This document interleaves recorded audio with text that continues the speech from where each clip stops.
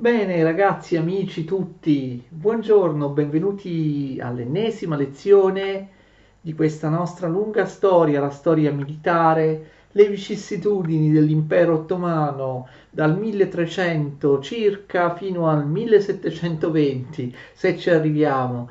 No, o forse fino al 1730. La mia gattona Sofì si è già stancata di queste video lezioni, forse vuole andare a dormire. Guardate com'è bella, guardate come si fa a accarezzare, come lecca e come morde per affetto, vero Sofì, la mia bellissima gattona? Fai vedere come sei bella, la mia portafortuna, la mia mascotte, colei che mi aiuta, colei che mi dà coraggio, colei che mi aiuta anche a preparare, no? Che mi aiuta anche psicologicamente per la preparazione di queste video lezioni. Vedete come si fa a accarezzare Sofia? D'accordo, vuoi andare a dormire, piccola Sofia? Non mordere. Sofì, per favore, eh? Va bene, lasciamola andare, vai Sofia. Stiamo parlando della storia dell'impero ottomano. Ricordate che siamo arrivati alla fine del 500 e abbiamo già detto che tutta la prima metà del 600 sarà un periodo di stagnazione e di crisi dell'impero ottomano. L'impero ottomano per la prima volta nei decenni della prima parte del 600 perderà numerosi territori ingenti in alcuni dei settori delle sue direttrici di espansione. Per la prima volta da quando esiste, dal 1300, lo Stato ottomano non guadagna in maniera complessiva dei territori, ma anzi ne perde e ne perde in maniera secca. Quindi voi direte, ma queste lezioni a prima metà del 600 saranno piuttosto noiose, insomma il declino dell'impero ottomano, fanno tutte queste guerre che abbiamo già visto nelle lezioni passate, no? Piuttosto noiose, senza arrivare a niente. È vero, però noi parliamo di questo periodo perché vogliamo essere precisi e completi. Comunque io cercherò di semplificare, di sintetizzare. Ci occupiamo prima di tutto di Mehmet III, sultano che regna dal 1595 al 1603, per non molto tempo. Ecco, siamo arrivati ad un periodo in cui anche le qualità personali dei sultani lasciano molto a desiderare. Tutti i primi sultani, non solo Selim, Solimano il Magnifico, ma tutti i primi sultani dei primi secoli dell'impero ottomano erano personalità straordinarie, abituati a governare province dell'impero prima della morte del proprio padre, abituati anche psicologicamente a gestire il potere perché sapevano, vi ricordate, che alla morte del loro padre, il sultano, dovevano scontrarsi tra loro e chi vinceva e uccideva gli altri fratelli diventava il nuovo sultano. La pratica del fratricidio e della competizione a morte tra i vari figli del sultano viene ben presto abolita e quindi entra in vigore una legge che fa sì che vada sul trono non necessariamente il primogenito, ma il più anziano della famiglia, quindi a volte anche il fratello del sultano che muore, e questi nuovi sultani vivono nella bambagia, senza nessun tipo di educazione nella loro giovinezza, sono poi del tutto non idonei a governare, molti di loro non si occuperanno minimamente delle questioni del governo, delegando il potere ad altri, cioè ai loro funzionari. Uno di questi sultani deboli è Mehmet III. Sin dall'inizio abbiamo problemi. Un anno dopo la sua ascesa al trono abbiamo ribellioni in Anatolia causate dagli spy. Vi ricordate che già nella scorsa lezione abbiamo parlato di questi cavalieri feudali turchi, cavalieri, gli spy che si ribellavano per motivi finanziari, volevano essere pagati di più. Ecco, si ribellano un'altra volta nel 1596, ma questa volta la loro ribellione si estende a quasi tutta l'Anatolia, quindi è molto pericolosa. All'interno dell'Anatolia e di altri territori sottomessi all'impero ottomano, ma soprattutto nell'Anatolia, si afferma il fenomeno dei Levend. I Levent sono dei disperati, no? Letteralmente in turco Levent significa qualcosa come sbandato, sbandati, d'accordo? Questi sono sbandati e che diventano briganti di strada, grassatori, che sono proprio il sintomo del degrado sociale ed economico dell'impero ottomano. Dovunque ci sono queste bande di strada, questi Levent, questi disgraziati, questi vagabondi pronti a uccidere per pochi soldi, spesso proprio fomentano delle vere e proprie ribellioni di massa. La guerra contro gli austriaci per il possesso dell'Ungheria e altri territori dei Balcani, vi ricordate? È iniziata, l'abbiamo fatta iniziare la lezione scorsa, continua sotto Mehmet III, ma i turchi non ottengono particolari successi. Conquistano Eger nel 1596, ma poi perdono Győr, l'Austria conquista Győr nel 1598, tutte città che ho scritto in ungherese e ho visualizzato nella cartina nelle lezioni precedenti. Praticamente gli ottomani salvano il possesso dell'Ungheria solo grazie alla capitale, che è una fortezza difficile da espugnare, è Buda, ok? Grazie al fatto che gli austriaci sono messi in difficoltà dall'ennesimo signore che vuole conquistare uno stato vassallo, questa volta in Transilvania. Michele di Valacchia, il voivodi di Valacchia, occupa anche la Transilvania, d'accordo? E quindi chiede l'aiuto agli ottomani, e grazie a questo Michele di Valacchia che occupa la Transilvania, gli ottomani riescono a resistere agli austriaci in Ungheria, nel regno di Ungheria. Ricordate che anche Valacchia e Transilvania facevano parte del vecchio regno di Ungheria. Tuttavia gli ottomani hanno grossi problemi nella guerra contro gli austriaci, contemporaneamente hanno problemi anche in Persia, si indebolisce il dominio ottomano in Persia. Ricordate tutti i territori che gli ottomani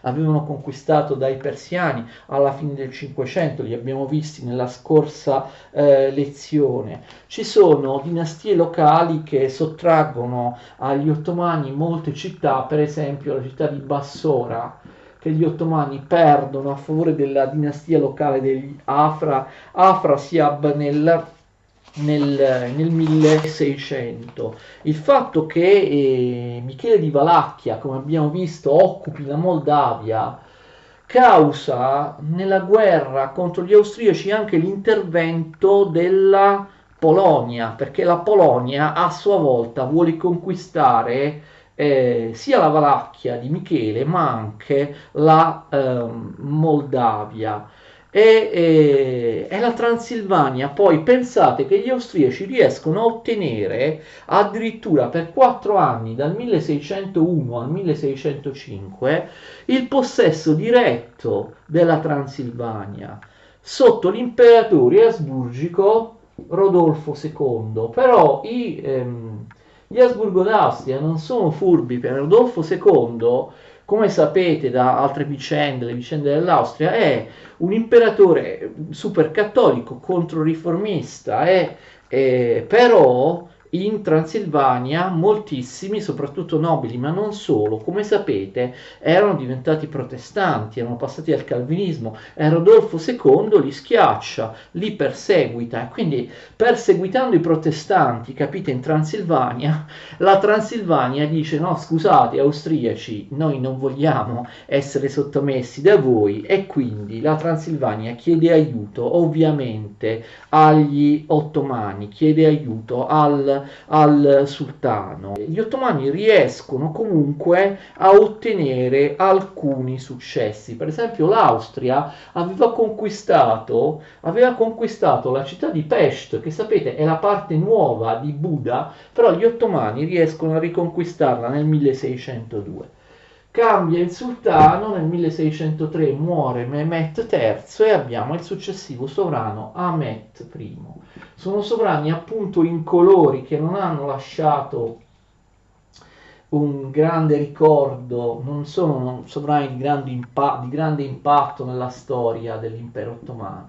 Ahmet I governa dal 1603 al 1617 ed è il figlio del sultano precedente. Anche qui abbiamo un'ulteriore rivolta degli spai. Sembra che ogni volta che vada sul trono un nuovo sultano, gli spai si ribellino, quasi proprio automaticamente. Nel 1603, attenzione, questo è molto importante, lo Shah di Persia, il nuovo Shah di Persia, riapre la guerra per cercare di riconquistare tutti i territori che gli ottomani avevano conquistato nel 1590. L'occupazione ottomana è molto instabile in Persia, molto blanda. Gli ottomani, anche per via della distanza e della ingratitudine del territorio, non riescono a controllare davvero i territori persiani conquistati. Inoltre, gli ottomani non sono appoggiati dalle popolazioni locali che vogliono tornare all'interno del regno di Persia. Gli ottomani vanno incontro al disastro. Dal 1603 al 1607 l'impero ottomano in Persia e nei territori vicini perde tantissime città, perde praticamente tutti i territori che gli ottomani, come abbiamo visto nella scorsa lezione, avevano conquistato nel 1590. Territori persiani, territori iracheni, territori del Caucaso. Gli ottomani perdono Tabriz, Erivan, Ganja, Debrent, Baku, Shamaki, Tiflis, Kars, tutte città che io quasi tutti ho citato e ho scritto nella scorsa video lezione. A causa della guerra che va male contro l'Austria, a causa delle continue ribellioni interne, gli ottomani non riescono a organizzare una controffensiva. E meno male che nel 1604 la città di Buda resiste ancora ad un assedio da parte degli austriaci. Gli ottomani sono aiutati, ripeto, dai vassalli dei Balcani che hanno paura di finire sotto il dominio degli austriaci, cattolici contro riformisti, anche perché l'ex regno di Ungheria è pieno di protestanti calvinisti. Come abbiamo già visto, nel 1605 la Transilvania viene conquistata da Stefano Bocsai, un personaggio molto importante nella storia della Transilvania. La Transilvania con Stefano Bocsai si schiera dalla parte del sultano, così gli ottomani riescono a recuperare tutti i territori persi in precedenza dall'Austria, tra cui Visegrad, Veszprém e Palota. Visegrad e Veszprém li ho già scritti e indicati sulla cartina più volte nelle scorse lezioni. La città di Palota no. Quindi vedete che di fatto gli ottomani riescono a mantenere il possesso dell'Ungheria solo grazie all'alleanza e alle vittorie dei pregiati guerrieri transilvani oppure valacchi, cioè dai vassalli balcanici dei turchi ottomani. Bocsai viene remunerato, viene premiato per la sua fedeltà in Transilvania dall'impero ottomano, facendo sì che la Transilvania diventi praticamente uno stato indipendente. Sotto Stefano Bocsai, per quanto sembri strano, la Transilvania all'interno dell'impero ottomano diventa ricca, diventa florida, porta avanti una florida stagione da stato praticamente indipendente per molto tempo. Nel 1606, peraltro, Bocsai si mette d'accordo con Rodolfo II d'Asburgo e anche gli Asburgo d'Austria accettano che Bocsai sia il sovrano della Transilvania, ma non gli danno l'Ungheria, che Bocsai avrebbe voluto essere anche il sovrano dell'Ungheria, quella piccola parte, ricordate, dell'Ungheria austriaca. Nel 1606 finalmente c'è la pace tra Ottomani e Asburgo d'Austria, si conclude questa lunga guerra. La guerra è stata un fallimento da parte degli Ottomani. Gli ottomani non sono riusciti a piegare l'Austria, che anche se l'Austria in realtà non ha conquistato alla fine dei territori, l'Austria non pagherà più il tributo che fino a poco prima pagava all'impero ottomano. Ciascuno conserva i propri territori, questi sono i termini della pace tra austriaci e ottomani, anzi gli ottomani hanno pure acquistato due città come Eger, che ho già scritto le scorse volte, oppure Kanija, perché ZS in ungherese si legge j. Tuttavia, abbiamo visto, l'impero ottomano ha avuto delle grosse difficoltà in questa guerra contro l'Austria. A differenza di occasioni precedenti che sicuramente ricordate, gli ottomani non sono riusciti minimamente a invadere l'Austria puntando su Vienna, oppure a differenza di altre guerre diciamo precedenti. Nel 1607 si ribella a Baghdad in Iraq, c'è un ufficiale ottomano che si ribella al proprio impero e forma una sua città-stato a Baghdad nel 1670. 1610, scusate, i persiani conquistano anche Tabriz. La guerra va sempre peggio per gli ottomani sul fronte persiano. Alla fine gli ottomani devono cedere con la pace del 1612 ufficialmente. Attenzione, l'impero persiano dei Safavidi riconquista tutti i vastissimi territori del Caucaso che gli ottomani avevano conquistato nel 1590, come abbiamo visto nella precedente video lezione. Quindi gli ottomani non riescono in nessun modo nella loro storia a conquistare in maniera stabile i territori del Caucaso, come ho detto anche in precedenza. Allora i libri di storia non dovrebbero falsificare la storia, non dovrebbero presentare la vicenda degli ottomani come una cavalcata inarrestabile in cui vengono citate soltanto le vittorie.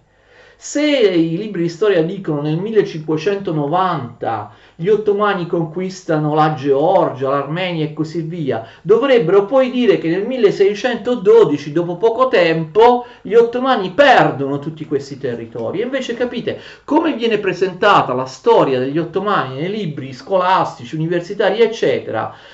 Si parla solo delle conquiste ottomane, ma non si dice quando gli ottomani perdono, vengono sconfitti o perdono dei territori, e quindi perdono tutti i territori del Caucaso, riescono a conquistarli, a tenerli, vedete, soltanto per 22 anni, ma poi li perdono in maniera definitiva. È vero che nel 1615 l'impero ottomano cerca di riaprire la guerra con la Persia, ma non ottiene niente. Nel 1616 gli ottomani riconquistano Erivan, ma poi la perdono immediatamente dopo.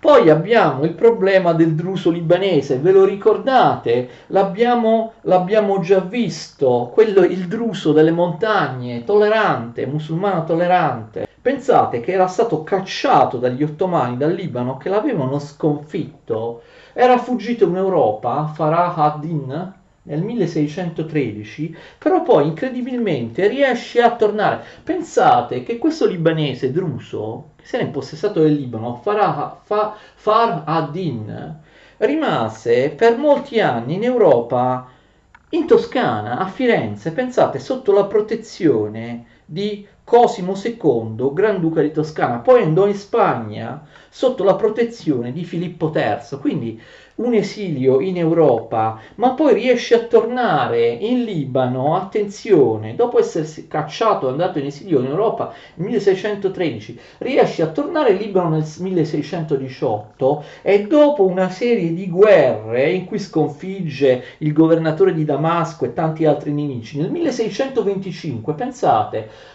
Farah ad-Din riprende il controllo del Libano e manterrà il Libano completamente indipendente per almeno altri 10 anni, a partire dal 1625, e avremo una stagione che praticamente nessuno conosce di un Libano indipendente e tollerante, perché lui, Farah ad-Din, garantisce la più totale e completa tolleranza religiosa di tutte le religioni possibili e immaginabili, ebrei, ogni tipo di cristiani, musulmani, sia drusi, sia sunniti, sia sciiti, un caso di tolleranza che non ha assolutamente paragoni nel mondo all'epoca, e il Libano si arricchisce, è pieno di mercanti, Beirut e Sidone promuovono lo sviluppo commerciale del Libano, in cui convivono tante religioni, tanti gruppi etnici.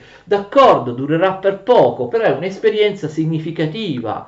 L'impero ottomano si fa sfuggire per lungo tempo il Libano, questo signore si impadronisce del Libano. Pensate che lui, appunto, un accordo con Cosimo II, Granduca di Toscana, mette al servizio di Fahd al-Din mercanti e tecnici italiani che fanno, ovviamente, che promuovono il progresso del Libano.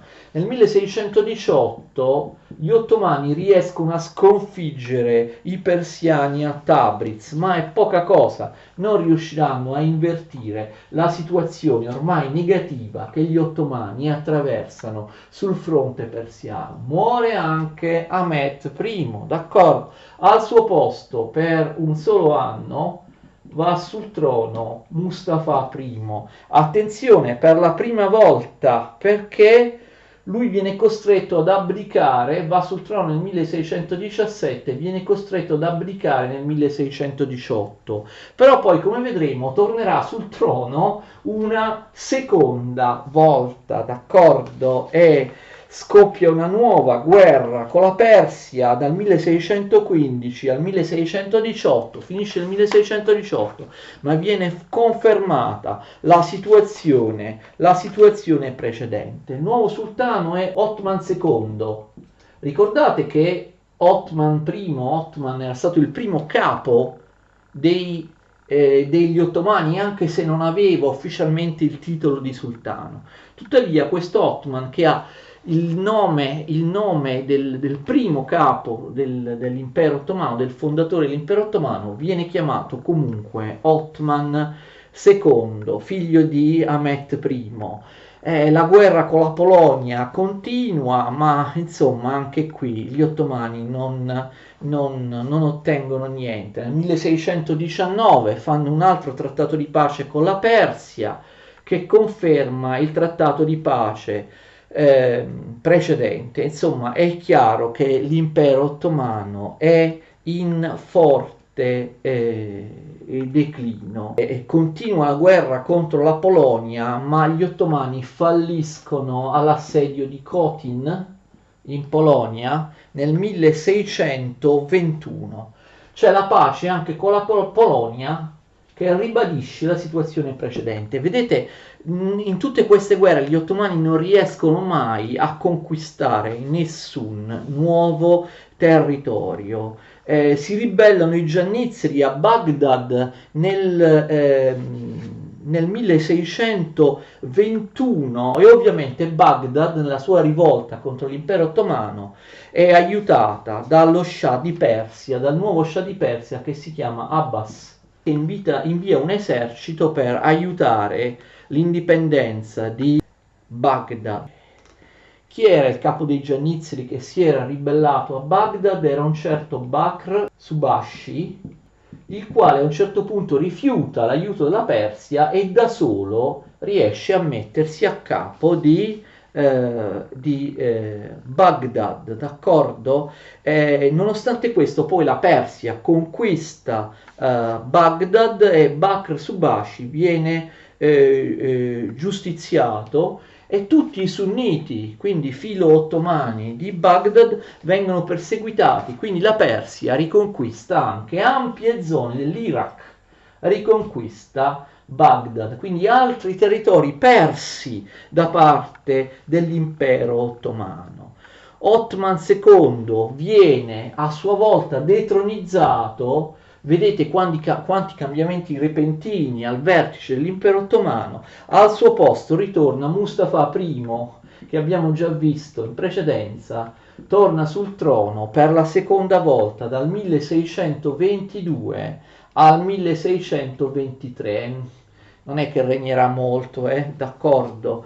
L'unica cosa da notare è che nel 1622 i gesuiti e i cappuccini arrivano nell'impero ottomano. È un po' strano come vai proprio nell'impero ottomano per cercare di convertire al cristianesimo.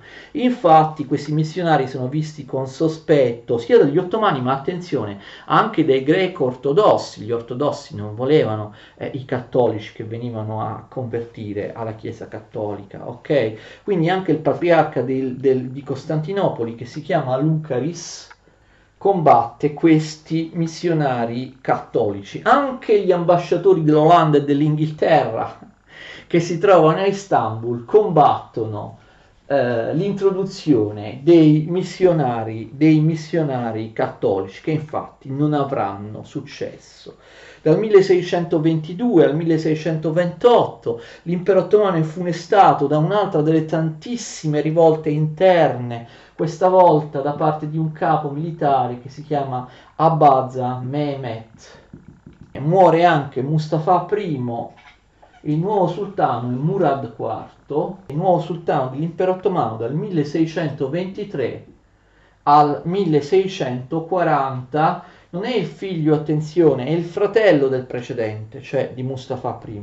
Regna dal 1623 al 1640, almeno questo dura un po' di più rispetto ai predecessori. Si riapre una guerra con la Persia nel 1623, inutile. 3 anni dopo, nel 1626, gli ottomani falliscono la conquista di Baghdad. Poi gli ottomani ci riprovano nel 1630 in Iraq e riescono a conquistare dei territori perché sconfiggono i persiani nella battaglia di Miriban nel 1630. Tuttavia non ottengono più di tanto perché gli ottomani conquistano solo città secondarie e falliscono nell'assedio di Baghdad. Quantomeno gli ottomani a questo punto riescono a liberarsi, ricordate, dell'incredibile capo druso che si era impossessato del Libano. Fahd-Din viene sconfitto nel 1635, fatto prigioniero e successivamente giustiziato. Qualcosina riescono a ottenere, ritorniamo sul fronte persiano, gli ottomani conquistano nel 1635 Erivan e Tabriz.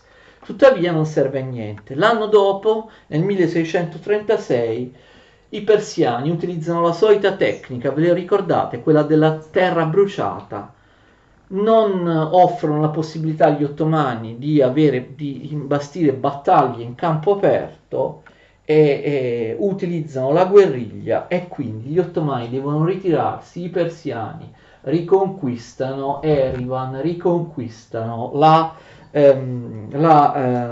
Georgia. Ci sono problemi anche in Crimea. Ricordate che la Crimea, Khanato turco-mongolo, vassallo dell'impero ottomano, nel 1637, pensate, la Crimea viene attaccata dai russi e dai cosacchi, e i cosacchi insieme ai russi conquistano Azak, che è uno sbocco al mare sul Mar Nero, ok?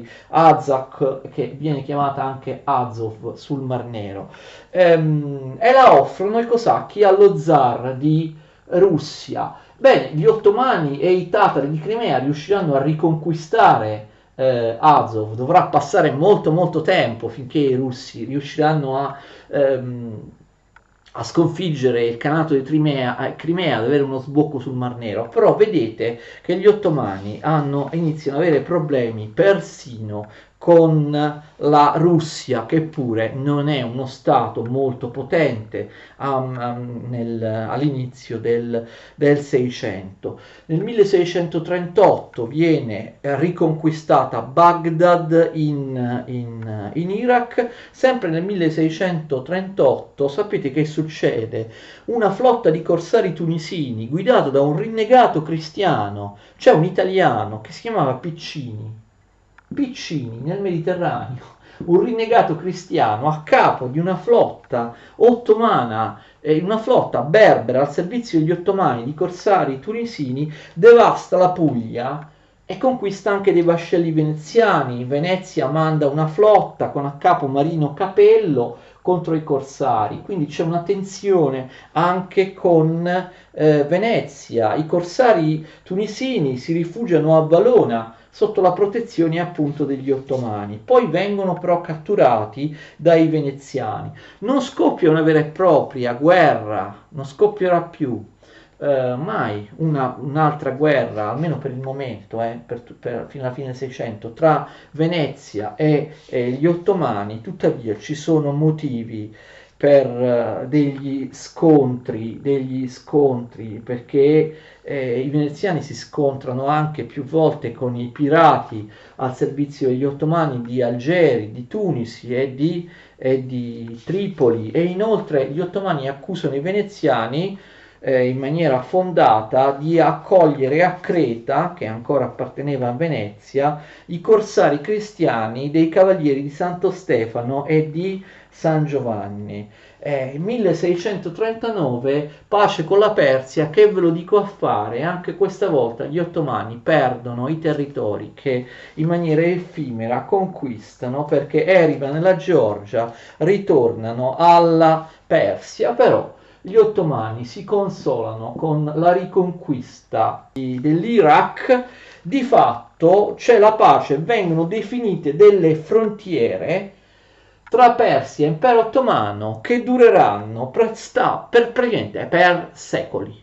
Le frontiere tra l'Iran e i domini asiatici dell'Impero Ottomano. Dal 1639 non ci saranno più guerre, i confini resteranno stabili per secoli e, come vi ho detto, l'Impero Ottomano all'interno di questi confini non avrà i territori del Caucaso. Però l'Impero Ottomano terrà l'Iraq, il possesso dell'Iraq, lo perderà solo con la sconfitta della Prima Guerra Mondiale. Muore anche Murad IV, il nuovo sultano si chiama Ibrahim, senza un numerale, perché è l'unico Ibrahim sultano con questo nome della storia degli ottomani. Regna dal 1640 al 1648. Anche lui non è il figlio, ma il fratello del sultano precedente, che vi ricordo si chiama Murad IV. Lui apre una guerra contro Venezia e conquista dei territori, d'accordo? Conquista Chio, Navarino, che invece, come abbiamo visto in passate video lezioni, Navarino si trova sulla costa occidentale del Peloponneso. Inoltre gli ottomani attaccano Creta e bombardano e saccheggiano Patrasso. Si tratta ovviamente di due possedimenti veneziani. I veneziani hanno difficoltà anche in Dalmazia, dove perdono alcuni territori, come Novigrad. Mentre l'anno precedente, nel 1645, Venezia aveva perso Chio e Navarino. La guerra con Venezia continua. Venezia rischia di perdere anche la Dalmazia. Venezia è l'unico, diciamo, avversario che gli ottomani riescono ancora a sconfiggere. Tuttavia la città di Sebenico in Dalmazia gli ottomani non riescono a conquistarla. Non solo, tra il 1647 e il 1648 succede che Venezia conquista diverse piazzaforti e città in Dalmazia, cioè ha una riscossa Venezia: Dennis, Knin e Clissa. Come vedete, tutte le guerre degli ottomani sono fallimentari. Neanche la conquista della Dalmazia riescono a ottenerla. Certo, i veneziani sono stati sconfitti varie volte, ma alla fine, nel 1648, si riprendono molte città della Dalmazia, altre città della Dalmazia restano agli ottomani. In un clima sempre più difficile e sempre più controverso all'interno dell'impero ottomano, il sultano Ibrahim nel 1648 viene deposto e viene assassinato. Chi va al suo posto? Mehmet IV, dal 1648 al 1687. Quindi questo Mehmet IV è un sovrano apparentemente importante, no? Regna per un lungo periodo a Istanbul, il sultano dell'impero ottomano dal 1648 al 1687. Questo solo apparentemente, in realtà ormai i sultani stanno perdendo potere, come vi ho detto, non si occupano più degli affari di Stato, li fanno gestire ai loro gran visir, ai loro funzionari. Infatti Mehmet proprio esordisce con una sconfitta da parte dei veneziani nel 1649, nel 1655 ci sono diverse rivolte in Anatolia e tuttavia Mehmet IV non si occuperà mai del governo, era un personaggio imbelle e vizioso, non si occuperà mai degli affari di Stato, vive di godimenti, vive di trastulli e quindi il sultano viene anche ufficialmente sostituito a capo del potere ottomano dal Gran Visir. In particolare, attenzione, ci saranno due Gran Visir molto importanti di origine albanese della famiglia dei Koprulu. Attenzione, si scrive con questa dieresi ripetuta 3 volte. Di solito si traslittera così dal turco. Koprulu, d'accordo? Ci saranno due Gran Visir con pieni poteri che saranno capaci di rivitalizzare l'impero ottomano. Questi visir albanesi della famiglia di Koprulu. Il primo è Koprulu Mehmet, il secondo sarà suo figlio Koprulu Ahmed, ma anche dopo questi due ci saranno altri Gran Visir, sempre della stessa famiglia dei Koprulu.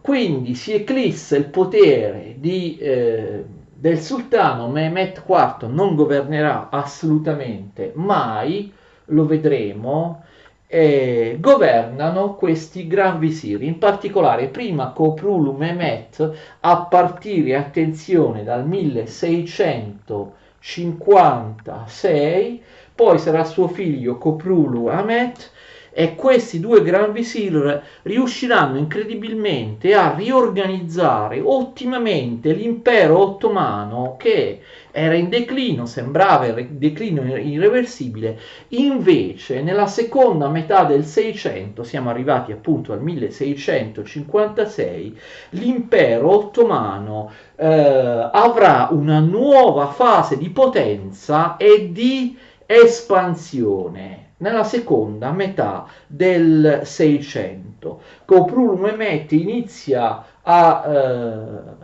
rimettere ordini all'interno dell'impero ottomano, gli danno poteri assoluti, poteri eccezionali, perché vogliono che lui salvi l'impero ottomano e lui ci riesce. Prima con una politica spietata, perché era severissimo, crudelissimo, Koprulu Mehmet manda a morte almeno 50.000 persone, tra il capo dei Giannizzeri, il patriarca ortodosso, molti pascià, molti visir, molti alti funzionari, d'accordo, decapita tutti senza riguardo anche per le cariche, per i titoli più importanti, combatte in ogni modo la corruzione, ripristina i concorsi pubblici, cerca di appunto combattere la corruzione, gli sprechi, di far funzionare l'organizzazione dell'impero ottomano. Lo fa in maniera assolutamente spietata. Nel 1656 gli ottomani vengono sconfitti da Venezia al largo dei Dardanelli e Venezia riesce a occupare Lemno e Tenedo. Attenzione! Gli ottomani tuttavia l'anno successivo riconquistano Lemno e Tenedo e riescono anche a cacciare i veneziani dai Dardanelli, eliminando il blocco dei veneziani sugli stretti. Koprulu Mehmet chiede anche la sostituzione del voivoda della Transilvania, ve lo ricordate? Giorgio Rákosi. Che cosa aveva fatto il voivoda di Transilvania, vassallo dell'impero ottomano? Si era ribellato ai turchi e aveva cercato non solo l'indipendenza della Transilvania, ma addirittura di impadronirsi pure del trono della Polonia, o approfittando dell'occupazione della Polonia da parte delle truppe svedesi durante la guerra del nord, la prima guerra del nord. E quindi pensate, le ambizioni di Rakosi erano veramente, Rakosi erano veramente notevoli. Tuttavia, Koprulu Mehmet interviene in Valacchia e in Moldavia e poi perché in Valacchia e Moldavia appunto l'esercito polacco aveva invaso e poi riesce con una spedizione in Transilvania a ricostituire il controllo ottomano della Transilvania. Le rivolte non mancano, nel 1658 si rivolta un certo Abaza Hasan Pascià in Anatolia. La rivolta è vastissima, parte della città di Brussa, ve lo ricordate? È una delle primissime città che gli ottomani conquistarono in Anatolia. Poi c'è anche la rivolta in Transilvania, perché nel frattempo in Transilvania nel 1660 Rákosi era stato ucciso in tutti quei torbidi che avvenivano lì. Tuttavia i seguaci di Rákosi hanno eletto un nuovo capo che si chiama János Kemény e il successore di Rákosi, e quindi questi transilvani, seguendo János Kemény, continuano la loro lotta per l'indipendenza della Transilvania. Koprulu Mehmet, che era già molto anziano quando prese il titolo di Gran Visir, muore nel 1661, ma come abbiamo detto viene sostituito dal figlio, forse ancora più abile di lui perché meno crudele, riusciva a ottenere le cose senza tanta violenza, Koprulu Ahmed. Riesce prima di tutto a imporsi in Transilvania e infatti il ribelle János Kemény viene eliminato e in Transilvania Koprulu Ahmet, gli ottomani riescono a imporre nuovamente un voivoda, un governatore della Transilvania fedele a loro, fedele agli ottomani. Si chiama Mihai Apafi, è il nuovo governatore della Transilvania di stretta osservanza ottomana. E attenzione, nel 1663 si riapre una guerra importantissima sul fronte dell'Ungheria, sul fronte dell'Austria nel 1663. Gli ottomani, condotti da Koprulu Ahmed, riescono a ottenere subito delle vittorie. Gli Asburgo d'Austria con gli alleati della Lega Santa vengono sconfitti in Ungheria, viene conquistata la città di Nove Zamchi, ma questo è soltanto l'inizio. Il Gran Visir Koprulu Ahmed e l'impero ottomano hanno pianificato nei Balcani, nell'Ungheria e in Austria una campagna di espansione di grande respiro che arriverà fino ad assediare più volte e a mettere in pericolo Vienna. Ne parleremo la prossima volta. Sono episodi molto importanti della storia d'Europa. Koprulu Ahmed, il Gran Visir, nel 1664 proclama l'inizio dell'operazione Mela Rossa. L'operazione Mela Rossa è la conquista di Vienna. Gli ottomani avanzano, conquistano anche la città di Zerinvar. Nel 1664 c'è una pace con l'Austria, gli ottomani mantengono le città appena conquistate e Leopoldo I, che è il nuovo duca d'Austria, deve riconoscere, ve lo ricordate, Apafi, l'ho scritto prima, come nuovo principe della Transilvania. Ma prima ancora che questa pace sia firmata, nel 1664 gli ottomani attaccano in grande stile contro Vienna, Vienna che viene presa di sorpresa nel 1664, puntano a superare il San Gottardo e il fiume Rab, che dista poco da Vienna. L'esercito asburgico si scontra con gli ottomani nella famosa battaglia del fiume Rab. La conquista di Vienna è sventata perché il comandante dell'esercito austriaco, che si chiama Raimondo Montecuccoli, sconfigge gli ottomani. È la famosa battaglia del fiume Rab 1664, chiamata anche da alcuni la battaglia del San Gottardo. Vienna per il momento è salva, si evidenzia la supremazia sia della tattica sia degli armamenti da parte degli Asburgo d'Austria, si fa per il momento una pace tra gli Asburgo d'Austria e gli ottomani, ma gli ottomani non si rassegnano e cercheranno negli anni successivi di conquistare nuovamente Vienna. Lo vedremo nelle prossime video lezioni. Per ora vi ringrazio, vi saluto.